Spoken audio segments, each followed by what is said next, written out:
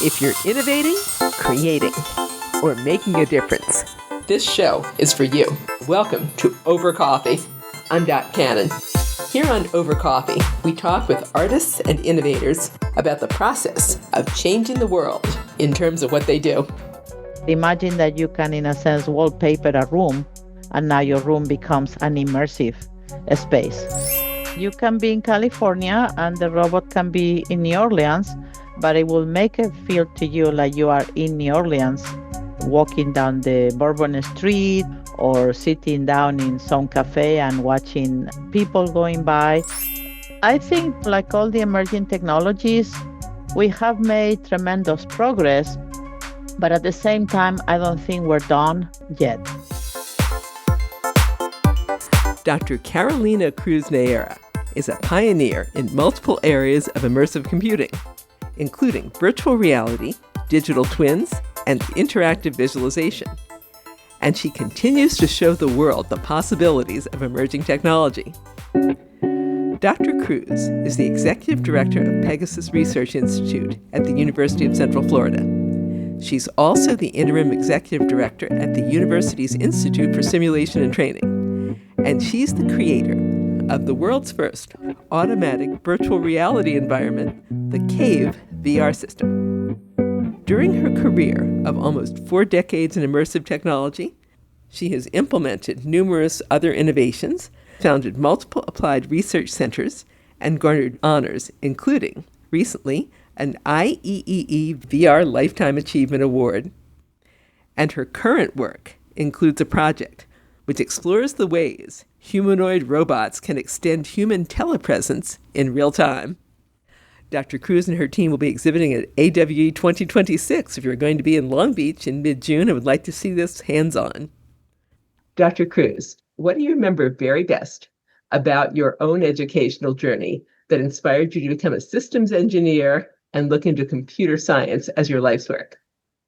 Yes, I'm not your typical example to answer that question in a good way, because for me, systems engineering and computer science was always plan B since I was very, very little. I was brought up on a family that was self-made business entrepreneurs, very, very successful. And due to my health when I was very little, they enrolled me on classical ballet dance school.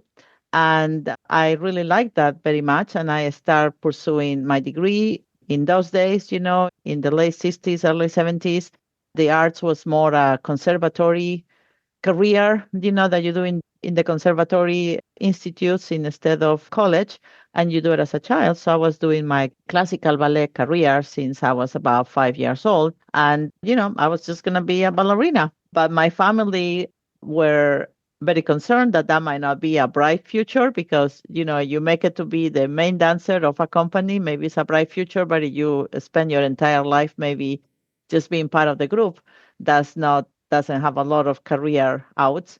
So they wanted me to pursue an actual college degree. And because I wanted to spend a lot of time in the dance studio, I discovered very, very young that if you do science classes and science homeworks and science tests, you can do those very, very fast.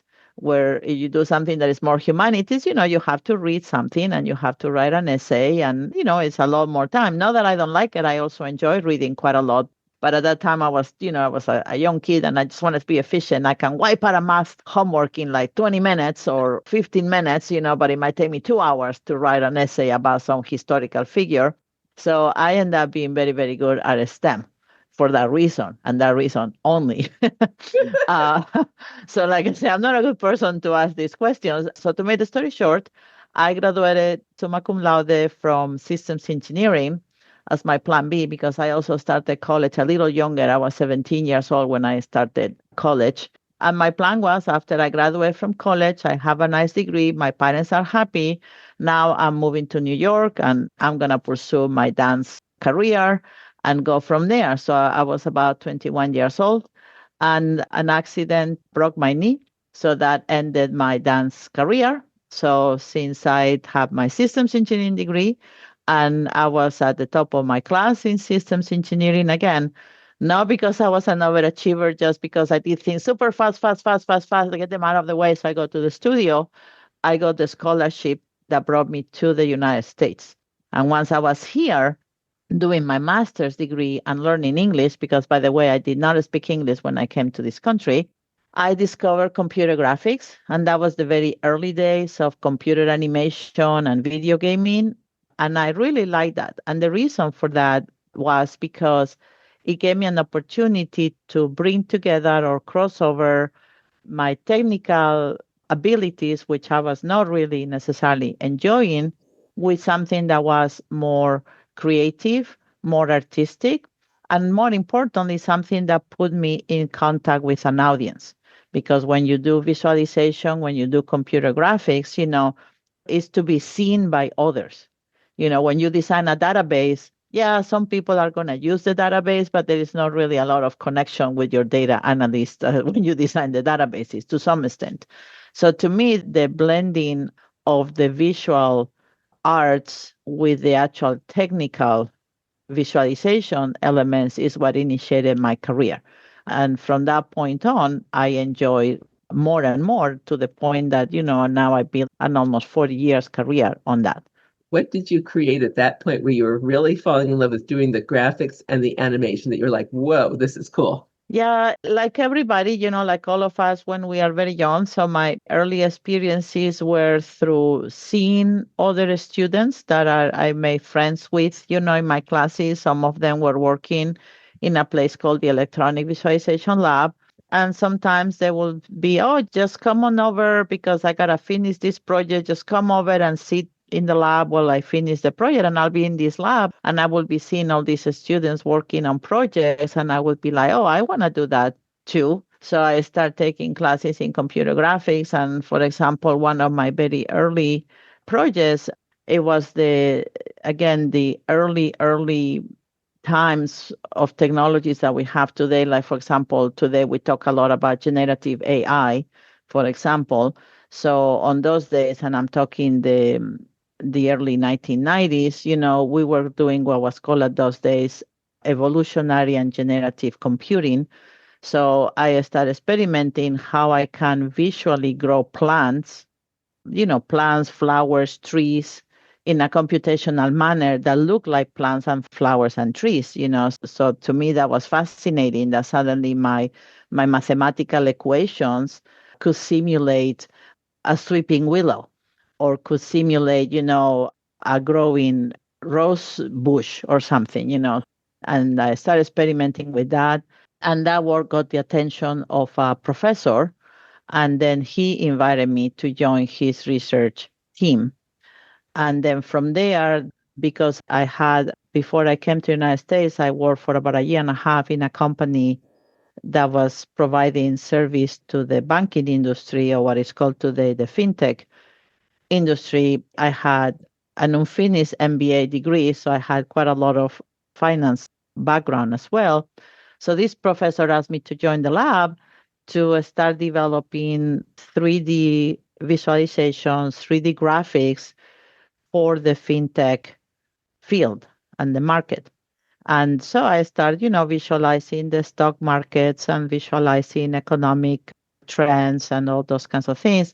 And that became my master's thesis at the University of Illinois. And then as a result of that, I actually got a job with IBM Wall Street. So I end up in New York in a different way that I initially anticipated, but I ended up in New York working at Wall Street.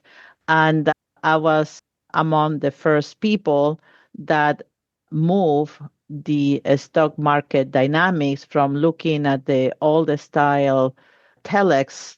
Sometimes people might have seen this in movies where they look at a ribbon of paper that was constantly spinning, and they were all the stockbrokers were fighting to get to the ribbon to be able to read that ribbon because that was the latest, market information. So I developed one of the first systems that replaced that by the biggest screens that you see today that show the graphics and the charts and everything kind of moving and colors, and everybody can see it at the same time versus I'm rustling away to the telex machine. So I did that for a while, but then the same professor that asked me to join him for my master's called me again and told me that he had received some new funding and he was looking for somebody that wanted to pursue a PhD. Return to Chicago and do my PhD. And that's what I did. I was enjoying being in Wall Street, but I was very, very young. I was about 24 years old. And it was a little bit too intense of a world. The world of the stock exchange for me was very, very intense. I would see people having heart attacks at 28 or 30 years old, because a split second decision means millions and millions that can either go right or go wrong. So the level of stress of that world for me at the time was not something that I was not into adrenaline rush too much at that time. So I returned to Chicago to get my PhD. And I right before, while I was still in New York, right before I went back to my PhD that summer, some of my friends that were still students back in Chicago were like, hey, we're going to go to this conference. It's in Dallas and it's the International Computer Graphics Conference. Do you want to come with us? Since you're coming back, when the semester starts, do you want to come and join us to see what's the latest in computer graphics? I'm like, oh, sure. I took some vacation days, from IBM and I went to see this conference. And over there, they had an exhibit called Tomorrow's Realities. And it was the first coordinated exhibit on the state of the art of this new field that nobody knew almost anything about that was called virtual reality. So they had a few, showcasing the leading edge on that. So when I went there, I saw it and I got very, very fascinated by the concept of virtual reality. I didn't like the technology itself on how they were doing it. They have these 1990s, you see in the pictures, humongous headsets, they were 20, 25 pounds, so it's like this big kind of full chamber pot on your head kind of thing, really big. So I didn't really like the technology itself, but I liked very much the concept because I'm like, oh, this is truly a way to get kind of like Alice in Wonderland. I get through the mirror into that Wonderland. I can cross the screen and get inside the computer and actually live in that world. So that to me was a big almost revelation, if you will. That was the summer of 1991 for me. So when I came back to do my PhD, I told my professor, I said, I want to do this, but I need to do it differently. I don't want to do it the way people are doing it because it's very invasive, it's uncomfortable, it's isolating because you put that thing on and you disconnect yourself from everybody else. I need to think about some other way to do it differently. And my professor, he was like, well, there's a project that I want you to work on. So I need you to work on that project. So as long as you get that project done on your own time, experiment whatever else you want to do. And that's pretty much what happened. So I started to blend again my background from dance and start thinking, hey, why if instead putting things on the people, I instrument the space, I instrument the room, you know, and then more people come in that room. And with the guidance from my professors, that's how the system that people know me for came about, which was the CAVE virtual reality system. So we end up building a projection room in 3D, kind of what you see when you go to like one of the Florida amusement parks, so or a 3D movie. So the walls, the floor, were all three dimensions coming at you. And that was the origins of the cave. Just primarily me personally being enamored with the concept of being able to get inside the computer and live in those worlds that we create inside the computer, but wanted, in a sense, an interface that was less invasive. You told XR Women in your presentation that the cave really caught on in industry and safety and different areas of business. Fast forward to today, and I thought it was intriguing when you said in your XR Women presentation that XR is far from mature today. Why would you say that? Yes, I think, like all the emerging technologies, we have made tremendous progress, but at the same time, I don't think we're done yet. This is not something like and I think I mentioned this in the XR Women talk, This is not like a refrigerator. Nowadays, nobody cares how a refrigerator works. You don't even read the instructions of how to use the refrigerator. We just all know what it is, know how to use it. It's not a big deal. Solves the problem of keeping our food fresh, and nobody worries about it. Okay. We are not there with XR, and we are very, very far from being there. Because first of all, imagine what we are doing right now. An elementary or middle school teacher that has a classroom with about 40 kids, 50 kids. Right now, we are providing headsets to each one of those kids, the schools that are able to afford that. So you have now a teacher that is very good at her or his area of education, but is not necessarily a technical guru. So now has a classroom with 50 pieces of technology with a lot of possible failure points, that if something goes wrong, it's very difficult for that teacher to debug or resolve that problem. In the meantime, she has 49 other students on hold where the problem is being solved for that one student. So that's one issue. Another issue is, how does this teacher know that all her students are where they are supposed to be in those headsets? Are they launching the app that she needs them to launch? Are they playing a video game? And even if they are all launching the application that they are supposed to launch, are they in the right place in the virtual space? Are they keeping up with the pace of the lecture? There are too many complications. Then you get to the other level. Now, this environment was created by others.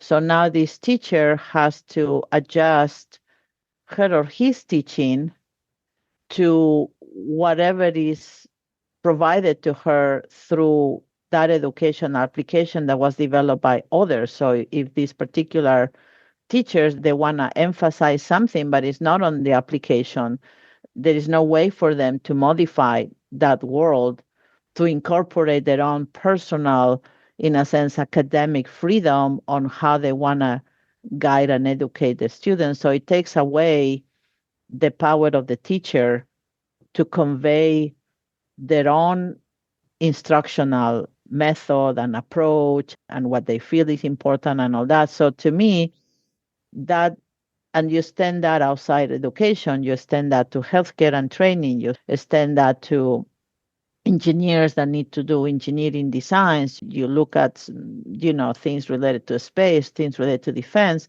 The people that have to use this technology are 100% at the mercy of us technologies giving them something. So, like, is the equivalent, the easiest way I can explain this is, imagine every time you have to do a PowerPoint presentation, somebody else has to do it for you without talking to you. Then it's very limiting, because even though you and I might be talking about today's weather, I can guarantee you your PowerPoint presentation about your perspective of today's weather is going to be very different than my PowerPoint or my perspective on today's weather. But instead, you and I are going to have one PowerPoint set of slides that somebody else developed on their own perspective on that. So that's sort of the best analogy I can think of. So to me, we made a lot of progress, but at the same time, we're not there yet for this technology to be truly beneficial. Gaming, fantastic, because, a game is a product that you give to the kids and the kids play on it. That's okay. But when you're trying to convey information, you're trying to educate, you're trying to use your own judgment on what needs to be presented or experienced or looked at, we are not there at all. Plus the technology. I use headsets all the time, of course, in my daily life for a lot of the projects that we do, but they still put a barrier between all of us on how we communicate with each other. So there is still a lot to do. Very good progress. Don't take me wrong. Very excited that here I am 30 years later and still going at it. And that's what I'm still going at it, because we haven't solved the problems. When you say very good progress, you are doing some exciting things at IST. And I wish you'd tell me about the digital twins. I'd love to talk about that robot first, if you don't mind that. You have a humanoid robot that's creating digital twin environments in real time. Did I understand that right? Yes, yes. And that has been to some extent, if you will, a dream of mine for many, many years. Since the early days that I was doing VR, I wanted to create a system where I could go somewhere else without having to go there physically, because that has, as you can imagine, tremendous opportunities. It could put people in very dangerous locations without necessarily physically being in those dangerous locations. It could put people that maybe are sick or too old to have certain experiences, or again go to certain places but still being able to go. So that's something that has been in my mind for like almost 30, 40 years, on how I can go there without being there in a sense. So of course now the combination of AI, the advancements that we have in robotics, the advancements that we have in communications technology, and many other things, has opened the door to start building that kind of system. So, what we have been doing here at the Institute for Simulation and Training, or IST for short, is we have a humanoid robot that we don't use it as an autonomous AI like most people are using robots to do their own thing and be kind of supporting assistants to some extent, which is a fantastic area. And we also do some work in that arena. But in this particular example, we're using the robot almost as a dummy body. So almost think about the movie Avatar, where you have the humans in the base camp, but then they connect themselves to a system and then they suddenly become one of the local individuals that go around flying in the dragons and all those kinds of things. So that's sort of that concept. So the robot to some extent is just a physical dummy body that is mapped to a human that is in a remote location. So the human body, the movement of the legs of the person, the movement of the arms, the moving around of the head of the human is mapped into that robot. And the robot has on it a series of sensors like 360 cameras, depth cameras, other kinds of things like that. So is reconstructing the space that it finds itself in, and is sending via high-speed networks that space back to where the human is, and the human is in an immersive space. So then the human feels like it is where the robot is. And then the human suddenly becomes functional in that remote space. So the human can walk around, can explore things, can move around things, can interact with other humans because we have voice communication. So the human can talk to the other people, and then the robot has microphones and it transfers the audio back to the human. So it basically, the robot becomes your own body, but somewhere else. So we're very, very excited about that project. It's on the earliest stages. It's still at the prototype level, but we successfully demonstrated this at the ITSEC conference in Orlando last December. And we are going to be taking it with the latest developments that we've been doing since December. It's going to go to the AWE conference in mid-June.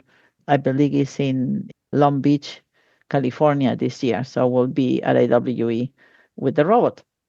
Wow. If I understand correctly what you just said, then if I wanted to, for example, I'm planning a trip someplace I've never been. Let's say I'm going to New Orleans. Could I then have this robot with me and have it simulating? Or I guess I would have the robot in New Orleans and have it simulating where you go, what you see. I could maybe talk to shopkeepers. That's what I've heard you say. Is that correct?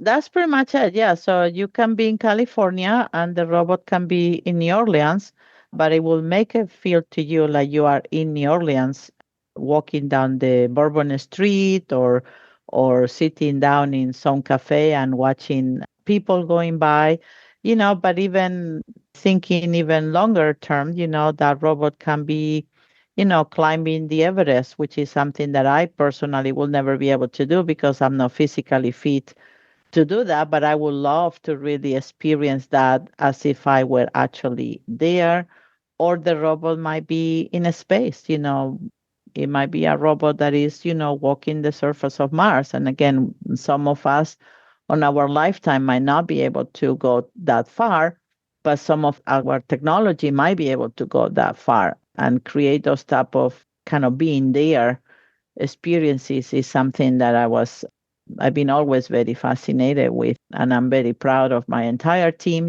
I have incredibly talented students around me and researchers, and the whole group together working tirelessly for almost a year. We were able to make this work very robustly, and looking forward to continue expanding that work.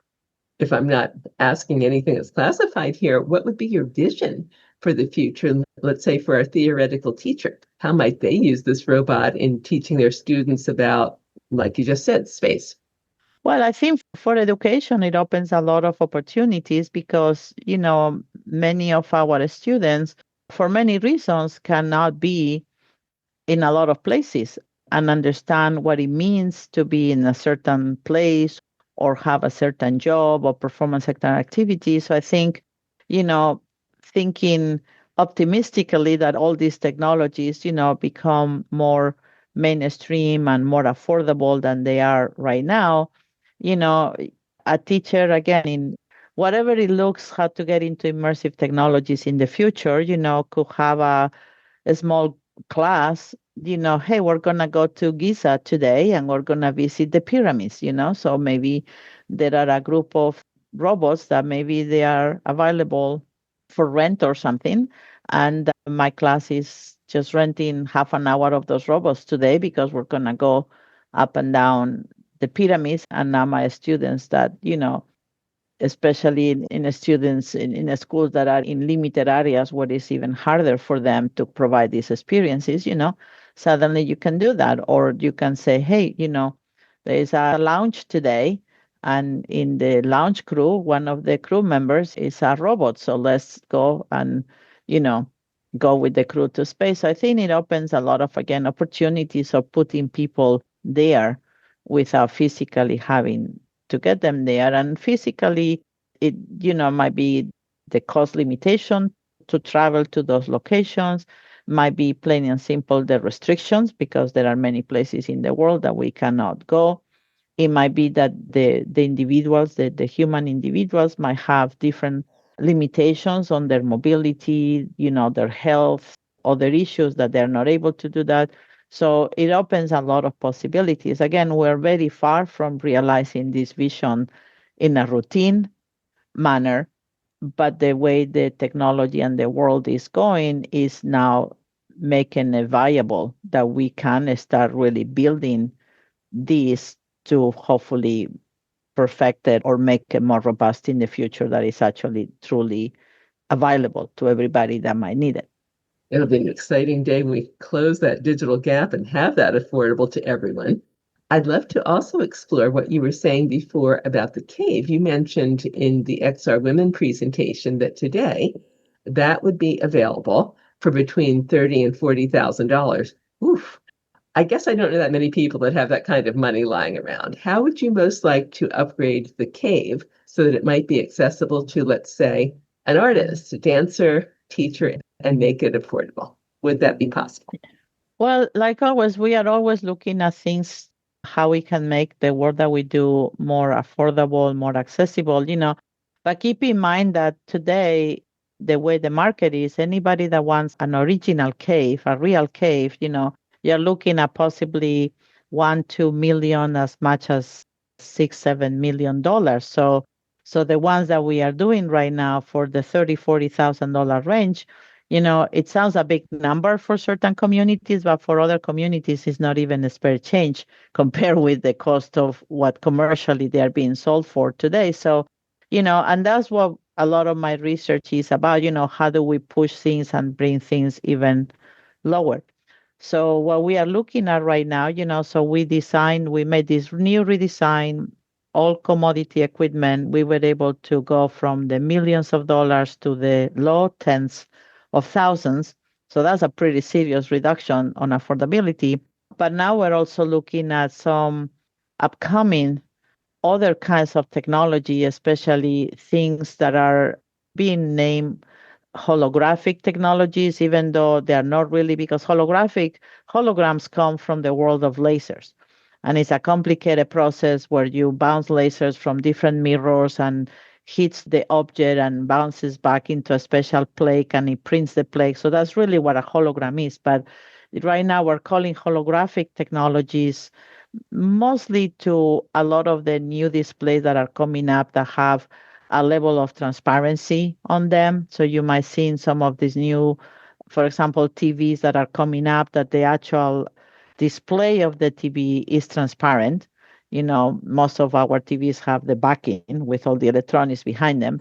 So we're looking at these sort of semi-transparent, semi-translucent technologies. There are some new ones that are coming out that is actually like plastic film material that is adhesive that you can just like almost like wallpaper, you can roll it onto the walls, but it's electronic, so it has lights coming through it.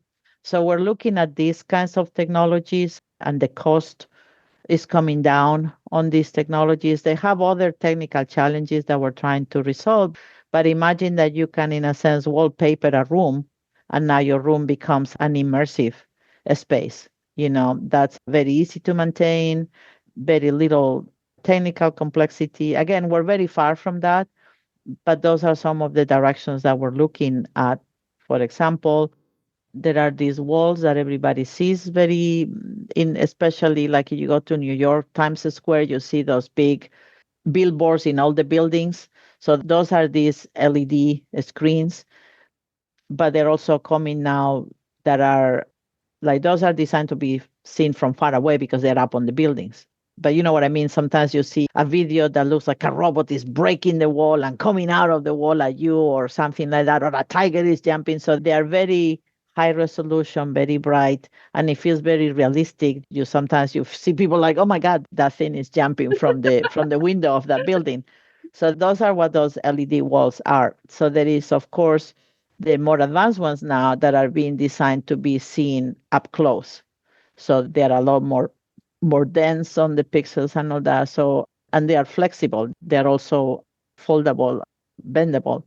So we're also looking at some of those technologies. They are very, very expensive right now. So they are, again, right now, like a lot of the emerging technologies, it's difficult to deploy them broadly, primarily because of the cost. But as we solve all these problems and we work with the vendors and new generations of these technologies are coming, like everything, the cost of technology goes down and down and down to the point that it becomes usable and affordable. So we're always looking at that, what's next that we can use to make things easier to adopt and easier to deploy. I could foresee that being a lot of creative fun when it's finally affordable. Having this film that has lights in it, I can see it as backdrops for theatrical or dance performances. I can see it as being a lot of fun for in the house. Different kids, for example, having different themes in their rooms. This is going to be an amazing future. What's been one wow moment you've had? You've been wowing me with a lot of technology here, but what's really startled you as this is really cool within the last year or so in your research work? Oh, that's a hard question to ask because sometimes I think it's almost every day. you know, Being inside a university, being inside a large institute with a lot of incredible people around me, working in a lot of different areas, some very focused on the visualization, some focused on the AI, some on more the integration through digital twins, some on the hardware coming out with the new displays. I think there is almost daily wow moments, that are hard to explain because, to me, the most important piece is the creativity that each one of us has on when we look at a problem and we try to find a solution. That's to me the opportunity to go wow, because you can solve the problem kind of like okay, same, or you can really take a fresh look and say, okay, we always been doing it this way, but this is a complete different way that is going to bring whatever benefit. It's going to be cheaper, it's going to be faster, it's going to be more efficient, whatever it is. And there is a lot of that happens here regularly. So, and of course, when I go to big events like CES or AWE, I sometimes I have my wow moments. I cannot endorse vendors. I'm not going to mention vendors in my conversation, but sometimes I go and I'm like, how did they do this thing? And then we go back to the lab and it's like, oh, now I know how they did it, kind of thing. So I see some of those as well when I travel and I visit events, because again, as a species, we are driven by creativity. We're driven by discovery, by always being excited about something that is new, different, that we've never seen before. So I think there is a lot of wow moments here at IST and all over the world. So I'm always amazed. No matter where I go, I'm always amazed about something amazing that somebody has done that I'm like, wow, I didn't think about that. My team didn't think about that, but these guys thought about it. Wonderful. Yes, I love it. We've talked a lot about education and how these applications can work for artists, but a lot of people listening could be makers and speakers as well. What do you foresee coming down the pike for them with XR especially? Well, I think the world of makers, one of the good things about VR today is that VR is very accessible for people that want to experiment with it. The tools are very, very, and anybody that has let's say, an average understanding of computers and an average understanding of programming, they can get their hands in some of the tools that we use and very quickly build some virtual world, some experience, and we see that there are thousands and thousands of experiences that are being built all over the world. And because, again, these tools are very accessible, you even see children doing these kinds of things. There are lots and lots and lots of programs where you see, you know, middle school or even, third, fourth grader students start building, simple immersive worlds, and I've seen that through my child as well. He's lived in this world and he's been able to build virtual worlds since he was like 8 or 9 years old, because the tools are very, very accessible. So I think for those communities, it's a good time in history, if you will, because they can build a lot of things. Now, my word of caution, which I think I mentioned this in some of my other public speaking, we have to understand what are we doing and who are we, the ones that are doing these things. So one thing is to take the power of accessibility of this technology that is affordable, that is easy to use, that allows you to put things together very quickly in an experimental manner, and another thing is actually deploy it as a professional, complete solution to a problem. And right now, in the world of XR, we have those two very confused. And that to me, in the world that I live in, where I do things for national security, I do a lot of things related to healthcare. I do a lot of things supporting engineering design, like the automotive industry, the oil and gas industry, and many others. That confusion is actually in some cases hurting the field, because to really deploy a true solution that provides true benefit, you have to be a well-trained professional, not an experimenter or an amateur, very knowledgeable amateur doing amazing things and very creative things and contribute to the pushing forward of the field. There is two different things. And I think I mentioned some analogies in the past in some of my talks. It's kind of the difference between you can have a very talented group of high school students build an amazing suspension bridge design using popsicle sticks. So they provide us a vision. Here is a complete new approach on how a suspension bridge should look like. These are some novel characteristics that we would like to see on this suspension bridge and many other things like that. And these kids are amazing, smart, talented, and contributing in their own way. Now, will you have those kids actually building the bridge for real? Probably not. You're going to call a civil engineer that has a professional training on being a structural engineer, understanding whatever the currents of the water that the bridge is going to go through, and all those kinds of things. And that's the person that is actually going to build the bridge for real to be deployed for real. And that's sort of what I see in XR. We have a lot of popsicle stick designs being deployed as the actual bridge. And that's what I also mentioned, that's what I think. XR is not yet finished or ready or done. We're still in these emerging stages where we have a lot of creativity, a lot of enthusiasm, a lot of effort that we are all putting on it, but we're not quite defined yet what it is and how we do it, in a sense, in a stable, robust, routine manner. So there's still a lot that we still have to do as a community, and leverage everybody, leverage their creativity, leverage the maturity of the understanding of the technology, leverage, the infrastructures that we have. There's a lot that still we have to do as a community. What if someone listening is loving experimenting, like you just said, and now they want to take it to the next level? They want to understand what might make them a professional in creating worlds and advancing XR. What are the steps? Well, steps are education, of course, they're really having a career path depending on which areas you want to work on. And very, very important, experience. You know, experience to me is your best teacher. You learn a lot from your successes, but you also learn a lot from your failures.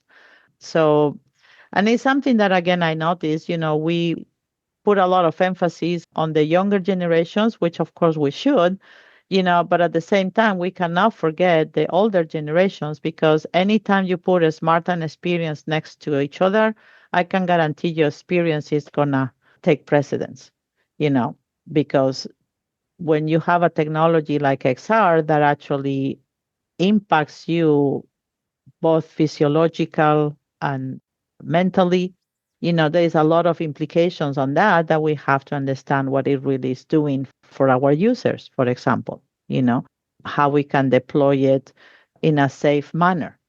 What's going to happen, because you don't necessarily want somebody to use an immersive environment and have the time of their lives in there. But then, in a sense, when they return to reality, maybe they are non-functional in reality because the VR experience was a little off on the timing, was a little off on the perceptual cues, was a little off on something, and our brains are very plastic. So that brain adapted to that off that might be, and now it comes back to real life, and it has to readapt to real life again. So even simple things at that level, there might be many people still today complain about cyber sickness or motion sickness. And there are many ways to mitigate that, but you have to know what those are, and you have to, and again, that's part of your professional growth on understanding all those issues. And some of them are more psychological, some of them are technical. You need to understand how you render your scene. You need to understand how you manage your database of assets and how they get loaded and into your system, and whether you have these many threads to this thread does this computation, that thread does this other thing. So how you structure your code to be able to capitalize in all. So there's a lot of many interconnected pieces that they come again from having a solid foundation through whatever branch of VR you want to be knowledgeable, and then from, like all of us, from experience. So you are near somebody that, their head is a little wider than yours and have a few more wrinkles than yours, but has been doing VR for a long time. It's probably going to be very good for you to have conversations with that person, because maybe doesn't feel that it thinks as progressively as you think or as creative as you think, but I can guarantee you that person has been there many times, and it can tell you a lot of what it means when you get there and help your creativity to be a lot more targeted towards the future. And they could also be lifelong learners and still growing and Yeah. evolving, which is kind Yeah. of fun. What resources do you really like for your son, for your students, anybody who wants to know more about creating virtual reality? It's a hard question because, like I said, VR, because, to me, when we talk about VR, it's like talking about a genetic field like engineering or medicine. You know, I think those resources are gonna depend in many manners of what they end up wanted to be when they grow up, in a sense. So do they want to be users of VR?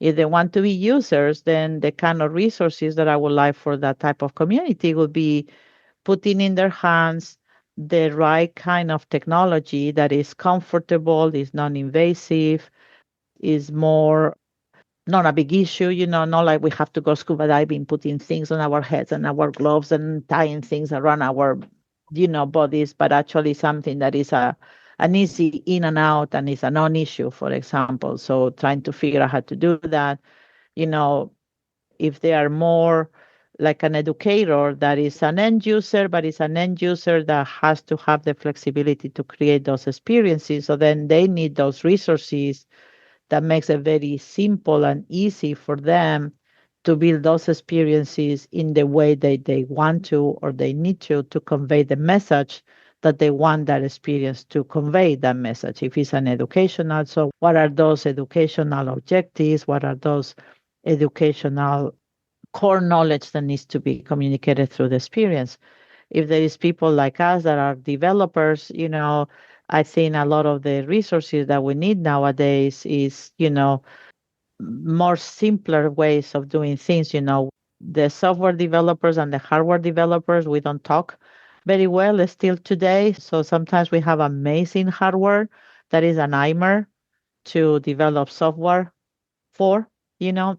So I think there are many, many levels to answer that question that we need. In general, I think we all need to continue a lot of the efforts that we've been doing in the last, I would say, 10, 12 years to try to work a lot more together to really understand all the pieces and how we can make that more fluid from one to the other. Let's be sure and give the website where people can see the work that you're doing and any dates or anything. You'll be speaking at AWE, I believe.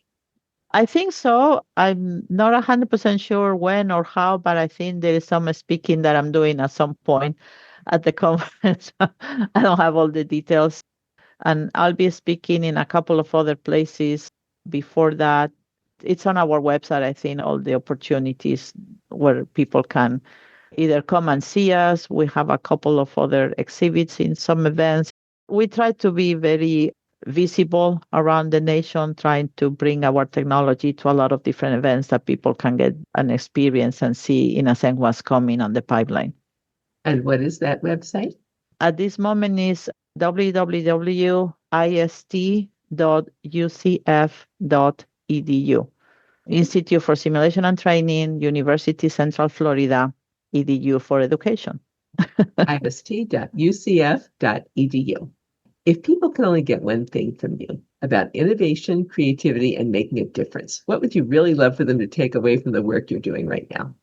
For me, what I like people to take away is just follow your passion and don't be scared. I cannot tell you how many times in my career people have told me that I was crazy trying to do something, that it was not possible to do it. And I have been very fortunate on my career to prove a lot of these people wrong. If you are creative, if you are passionate about what you're doing, if you are surrounded by equally passionate and creative people, just follow your gut. That's really my takeaway. It's an amazing field. It's an amazing technology. There is a lot of work still left to do. So there is room for many, many of us to follow that passion and make a difference. Dr. Cruz, thank you for your time today. Well, thank you for having me, Dot. It was fun chatting with you today. You and I have been listening to computer scientist, researcher, educator, and virtual reality pioneer Dr. Carolina Cruz-Neira. Dr. Cruz is both the Executive Director of Pegasus Research Institute and the Interim Executive Director of the Institute for Simulation and Training at the University of Central Florida. And she and her team are going to be exhibiting at Augmented World Expo 2026 in Long Beach. Come see their humanoid robot telepresence and their AI companion projects at booth 337 as AWE 2026 happens June 15th through 18th. And for updates on the exciting ways Dr. Cruz and her team at the Institute for Simulation are redesigning the future, get a look at ist.ucf.edu. That's ist.ucf.edu.